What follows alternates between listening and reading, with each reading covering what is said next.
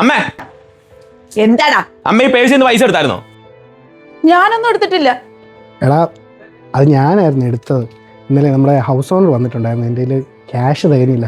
നീയാണെങ്കിൽ കിടന്ന് ഉറങ്ങുകയും ചെയ്യുമായിരുന്നു. അതുകൊണ്ടാണ് വിളിക്കാതെ, പിന്നെ പറയാനും വിട്ടുപോയി. എടാ, തനിക്ക് നാണമില്ല എന്നോട് ചോദിക്കാതെ പൈസ എടുക്കാനായിട്ട്? അറ്റ്ലീസ്റ്റ് ബേസിക് ആയിട്ട് ഒരു മാനേഴ്സ് എങ്കിലും കീപ്പ് ചെയ്യണ്ടേ?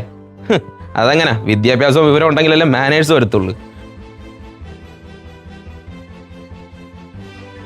ഇനി ചോദിക്കാതെങ്ങാനും പൈസ എടുത്താ ചേട്ടനാണെന്ന് ഞാൻ നോക്കല. നീ ആരോടാടാ കൈ ചൂണ്ടി സംസാരിക്കുന്നേ? നിനക്ക് എന്ന് തൊട്ടാടാ ഈ പൈസ ഉണ്ടാകാൻ തുടങ്ങിയത്? നീ എത്ര പ്രാവശ്യം അവന്റെ പോക്കറ്റിൽ നിന്ന് പൈസ എടുത്തിട്ടുണ്ട്? എന്നെങ്കിലും അവൻ നിന്നോട് ചോദിച്ചിട്ടുണ്ടോ? എടാ, നിനക്ക് ജോലി കിട്ടി എത്ര മാസമായടാ? അതുവരെ അവനാണോടാ ഈ കുടുംബം നോക്കിക്കൊണ്ടിരുന്നത്? അമ്മേ, ഒന്ന് മിണ്ടായിരുന്നേ.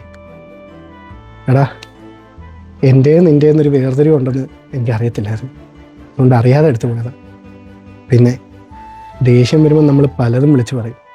അത് കേൾക്കുന്ന ആളുടെ മനസ്സിൽ എന്തുമാത്രം കൊള്ളുമെന്ന് ഒരു സെക്കൻഡ് ഒന്ന് ആലോചിച്ച് നോക്കിയാൽ മതി. പണം കൊണ്ട് നേടിയെടുക്കാൻ പറ്റാത്തതായിട്ട് പല കാര്യങ്ങളുണ്ട് ഈ ലോകത്ത്. അതിലൊന്നാണ് രക്തബന്ധം.